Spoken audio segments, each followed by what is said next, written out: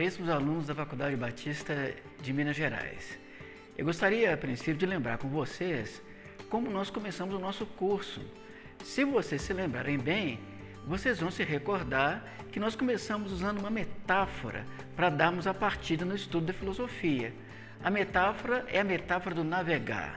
A ideia é que nós iremos, na medida em que formos estudando, navegando pelos mares do pensamento. A cada novo tipo de conhecimento que vamos trabalhar, significa para nós aqui uma parada, uma nova ilha, um novo porto, no qual nos aprofundamos um pouquinho mais, depois ajuntamos as nossas coisas e seguimos a viagem adiante. Hoje, nós vamos trabalhar com a Antiguidade Clássica, começando bem do princípio mesmo. Nós vamos começar com o estudo do mito, ou então, como dizem os filósofos, a passagem do mito à razão. Estaremos estudando, então, primeiramente, o que é o mito. O mito, primeira coisa, ele pode ser visto como uma maneira fantasiosa de se explicar a realidade. Mas aí, meu caro aluno, tem um detalhe que é extremamente importante para que você pense e nós pensemos todos juntos. Quando se afirma que o mito é apenas uma forma fantasiosa de se explicar a realidade, nós acabamos por reduzir o sentido do mito. E há uma razão muito importante para isso.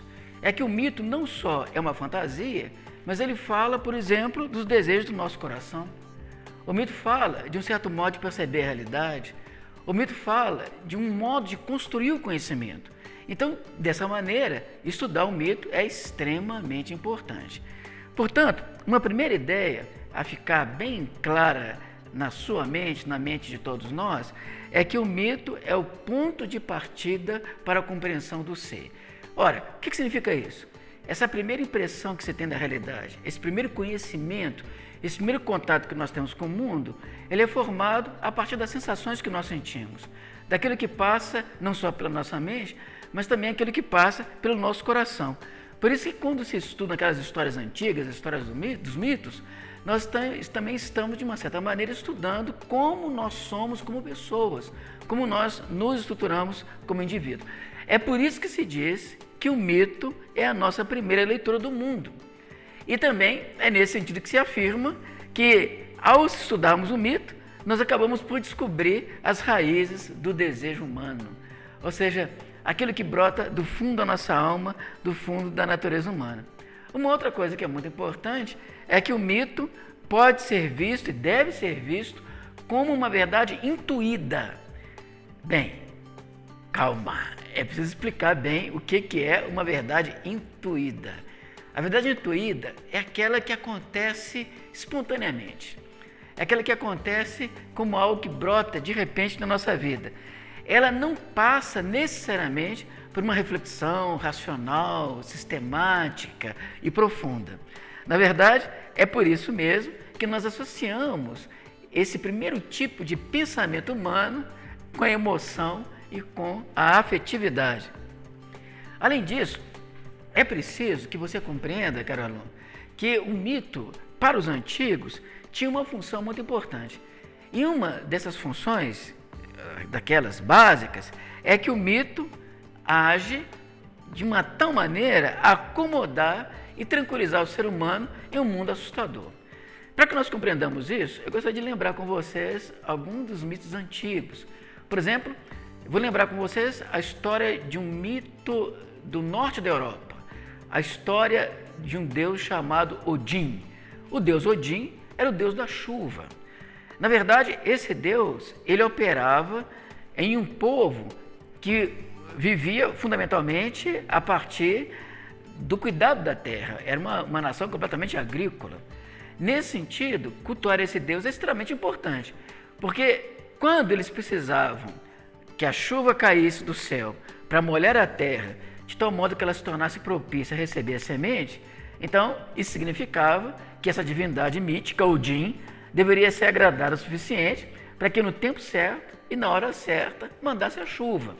Agora, por outro lado, se por acaso essa divindade estivesse no momento de mau humor, estivesse muito aborrecida da vida, em vez de mandar uma chuva pura e simples, ele poderia mandar uma tempestade. Então, nesse caso, caberia aos fiéis aos sacerdotes e ao povo antigo fazerem uma série de rituais de tal maneira que a divindade pudesse lhes ser favorável o tempo todo.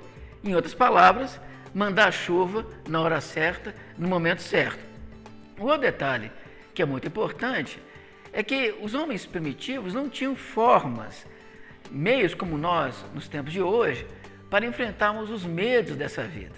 Por isso que toda vez que eles faziam referência a uma dessas divindades antigas, tanto essa a qual eu fiz referência, Odin e o seu filho Thor, quem não se lembra de Thor dos Marvel Comics, das histórias em quadrinhos, mas além de Odin e Thor, nós temos os grandes mitos gregos, a história de Zeus, a história dos filhos dele, cada um com uma habilidade tremenda, uma capacidade extraordinária, enfim. A crença nessas divindades daria ao fiel condição para enfrentar os medos dessa vida. Eram formas que os antigos usavam para sobreviver num mundo que era absolutamente assustador. Uma outra forma de se pensar os mitos antigos é quando nós nos lembramos que os mitos, eles eram forma explicativa para tudo que havia nessa vida. Portanto, se alguém quisesse uma explicação sobre o casamento, por exemplo, as pessoas antigas diriam, bem, nós nos casamos porque as divindades se casavam, por exemplo. Ou então, nós agimos dessa ou daquela maneira porque assim fizeram os nossos antepassados, assim fizeram os deuses, por exemplo. Isso significa que quando se estuda o mito, nós estudamos o processo de fixação de modelos exemplares para todas as atividades humanas, de tal modo que as pessoas podem dizer finalmente, assim fizeram os deuses, assim fazem os homens. Essa é uma forma também de se entender a visão mítica do mundo. Uma outra ideia que é muito importante é nós compreendermos que a consciência mítica tem algumas características muito marcantes e seria muito bom, meu caro aluno, que você pudesse gravar algumas dessas características na sua mente, considerando que nós podemos apanhar esse modelo, que é o modelo que analisa pessoas vivendo numa época muito antiga, trazemos para os tempos modernos e verificamos com um certo grau de surpresa que muitos desses comportamentos continuam sendo reproduzidos nos dias de hoje. Primeira característica da consciência é chamada mítica. A consciência mítica é ingênua. O que significa uma consciência ingênua? É a consciência da pessoa que aceita a realidade como ela lhe é apresentada. Por exemplo, se o nosso pai chega e nos conta uma história, no caso da perspectiva mítica, nós aceitamos pura e simplesmente porque, afinal de contas, aquela autoridade paterna nos contou essa história e nós não vamos duvidar dela de jeito nenhum. Mas, além disso, uma outra característica da consciência mítica é que ela é desprovida de problematização. O que significa na prática isso?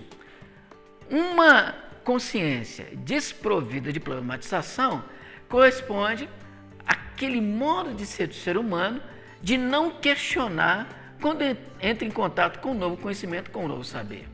Na perspectiva mítica, a realidade é aceita como ela é. A verdade pregada entre as pessoas, ou seja, advinda daquele grupo social, ou porque os nossos antepassados significativos nos contaram aquelas histórias, elas eram aceitas sem nenhum tipo de questionamento. Já que meu pai falou, meu avô falou, ou então aquele sacerdote reproduzindo a divindade disse que as coisas eram daquele modo, então, de fato, elas eram exatamente dessa maneira. E para terminar essa aula, meus queridos alunos, é só lembrar que essa compreensão mística do mundo levava também a uma criação constante de rituais através dos quais se pretendia chegar às divindades e fazer com que a pessoa tivesse uma proteção especial para enfrentar as dificuldades dessa vida. Como vocês estão percebendo, aqueles antigos pensavam assim. Agora, se vocês prestarem bem atenção e olharem os comportamentos das pessoas, é muito provável que vocês encontrem muita gente, mesmo vivendo em pleno século XXI, que pensa de maneira muito parecida com aqueles antigos nessa compreensão mítica da vida e da existência. Por hoje é só.